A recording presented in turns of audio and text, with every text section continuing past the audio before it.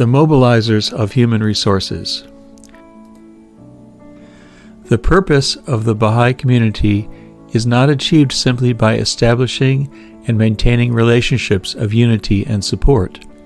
Baha'is have a mission to fulfill, and it is the institutions which integrate the diversity of aspirations, talents, and activities of the believers into one forward movement. As Abdu'l-Baha explains, we need an army to attain victory in the spiritual world. Mere plans are not sufficient. Ideas and principles are helpless without a divine power to put them into effect. There are at least two ways in which the institutions contribute to the mobilization of the believers. One is by building their capacity through education and training. Another is by releasing and canalizing the power of action latent within them. In one passage that sheds light upon this dual obligation, Shoghi Effendi states, "Above all, the utmost endeavor should be exerted by your assembly to familiarize the newly enrolled believers with the fundamental and spiritual verities of the faith, and with the origins, the aims, and purposes, as well as the processes of a divinely appointed administrative order, to acquaint them more fully with the history of the faith, to instill in them a deeper understanding of the covenants of both Baha'u'llah and of Abdu'l-Baha, to enrich their spiritual life, to rouse them to greater effort in a closer participation in both the teaching of the faith and the administration of its activities, and to inspire them to make the necessary sacrifices for the furtherance of its vital interests." It is the principal task of the auxiliary boards, the Universal House of Justice states, to assist in arousing and releasing the powers of the individual.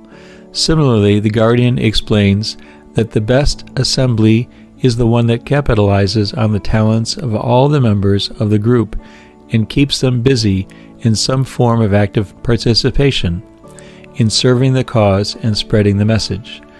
In another instance, his secretary writes on his behalf, "The first quality for leadership, both among individuals and assemblies, is the capacity to use the energy and competence that exists in the rank and file of its followers. Otherwise, the more competent members of the group will go at a tangent and try to find elsewhere a field of work where they could use their energy. Shoghi Effendi hopes that the assemblies will do their utmost in planning such teaching activities that every single soul will be kept busy." In describing the efforts of national assemblies to enable both individual believers and local assemblies to fulfill their respective tasks, the Guardian offers an overview of qualities and conditions that are to be manifested in the members of all institutions. Through their repeated appeals, through their readiness to dispel all misunderstandings and remove all obstacles, through the example of their lives, their unrelaxing vigilance, their high sense of justice, their humility, consecration, and courage, they must demonstrate to those whom they represent their capacity to play their part in the progress of the plan in which they, no less than the rest of the community, are involved. Encouragement and inspiration, however, no matter how effectively conveyed, are alone insufficient to stimulate sustained efforts within the community. Indeed, appeals for urgent or sacrificial action can even degenerate into a formalistic procedure devoid of love and sincerity, producing only guilt, disillusionment, or frustration among the believers. Encouragement needs to be complemented by education, for ultimately it is the Word of God that is endowed with the supreme power for galvanizing the believers and effecting lasting change. The corrosion of ungodliness is eating into the vitals of human society. What else but the elixir of his potent revelation can cleanse and revive it? Baha'u'llah asks, the Word of God alone can claim the distinction of being endowed with the capacity required for so great and far-reaching a change. The principles of the teachings of Baha'u'llah should be carefully studied, one by one, Abdu'l-Baha states, until they are realized and understood by mind and heart. So will you become strong followers of the light, truly spiritual, heavenly soldiers of God, acquiring and spreading the true civilization in Persia, in Europe, and in the whole world. Through study of the creative word in a manner suited to the capacity of the believers, individual consciousness grows, and the community becomes an environment for learning to apply the teachings. The friends are enabled to participate in the generation and application of knowledge necessary for personal and collective transformation. A wide variety of initiatives have been undertaken by Baha'i institutions to promote learning. These include deepening programs, study classes, conferences, seminars, summer schools, and classes for children and youth. The educational process in the Baha'i community took a dramatic leap forward in the 4-year plan when the Universal House of Justice called for the systematic development of human resources and the adoption of formal approaches to training.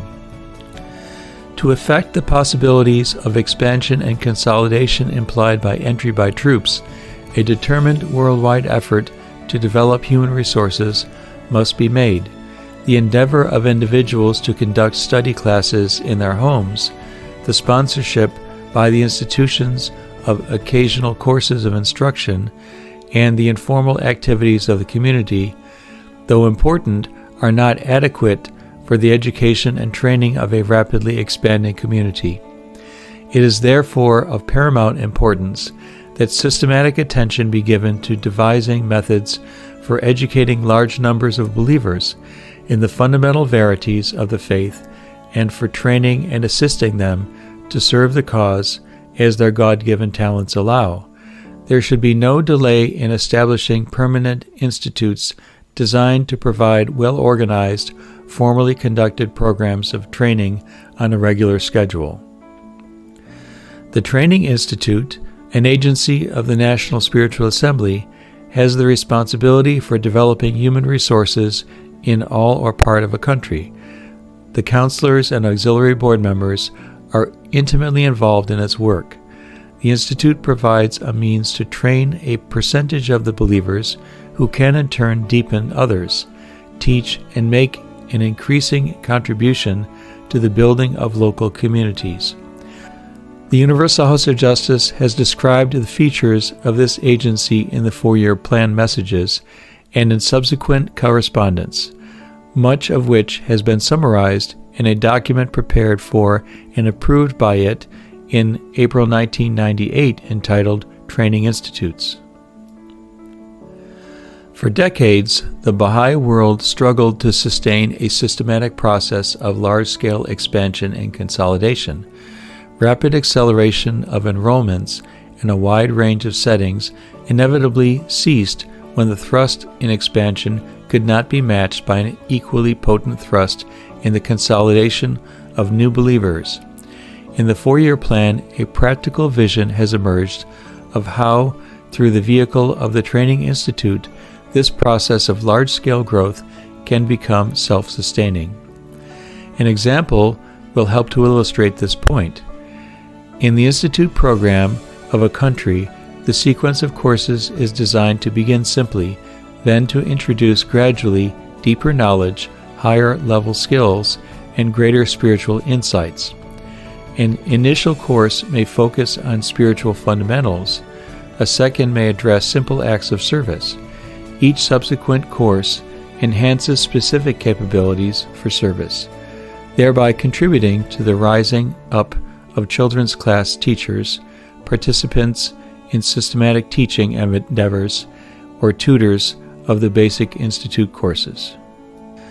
After a teaching campaign in one region of the country, some 5,000 fresh recruits are brought into the faith.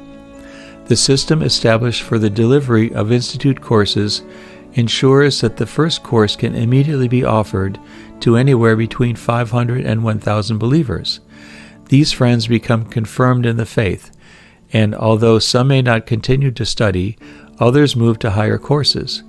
As they progress through the series of courses, these trained human resources gradually learn how to interact with the other 4,000 to 4,500 new believers, deepening them and involving them in activities that constitute the foundation of Baha'i community life, such as devotional meetings, the 19-day feast, children's classes, or teaching endeavors. The Universal House of Justice explains, the development of human resources may be likened to the building of an ever-expanding pyramid, whose base must be constantly broadened. An increasing number of friends are recruited to enter the first basic course, and relatively significant percentages are then helped to reach higher and higher courses, acquiring thereby the needed capabilities of service. Further, as more and more of the friends complete the higher level courses, the number of effective teachers of the faith in the region increases, making it possible for large-scale enrollments to continue. A significant percentage of these new believers are in turn trained by those who have been prepared to facilitate the courses of the Institute. Thus, the process of entry by troops, once initiated, can be sustained. The numbers used here are simply suggestive. The example, however, illustrates the way in which the central challenge of sustaining the process of entry by troops can be met. Finding a balance between expansion and consolidation, increasing not just numbers, but the capacity of those who can carry out the work of the cause. It would be a mistake to expect dramatic changes in the dynamics of community life after some of the believers in a region have attended the first few basic courses of the Institute. To expect, for example, that the efficiency of the local assemblies will be raised to a new level because of a course offered on prayer. Nevertheless, to systematically increase the number of those who identify themselves as confirmed believers, who step forward to do simple acts of service, who teach the faith, and who train others, represents unprecedented progress when compared with previous experiences with large-scale expansion. Indeed, the Universal House of Justice emphasizes that for many countries, the very act of training a few thousand believers, and thus increasing the number who have a strong Baha'i identity and a commitment to teaching the cause, would in itself constitute an advance in the process of entry by troops. Developing the human resources needed to carry out the expansion and consolidation work is only one of the vital areas of the Training Institute can address to advance the aims of the faith. The Universal House of Justice explains that these centers of learning may evolve in complexity to offer training for social and economic development, and even run development projects. It is understood that the Institute will be an agency for the development of human resources for activities of expansion and consolidation, as well as for projects of social and economic development. In this latter context, it could also gradually take on the administration of the development projects in both areas of the country.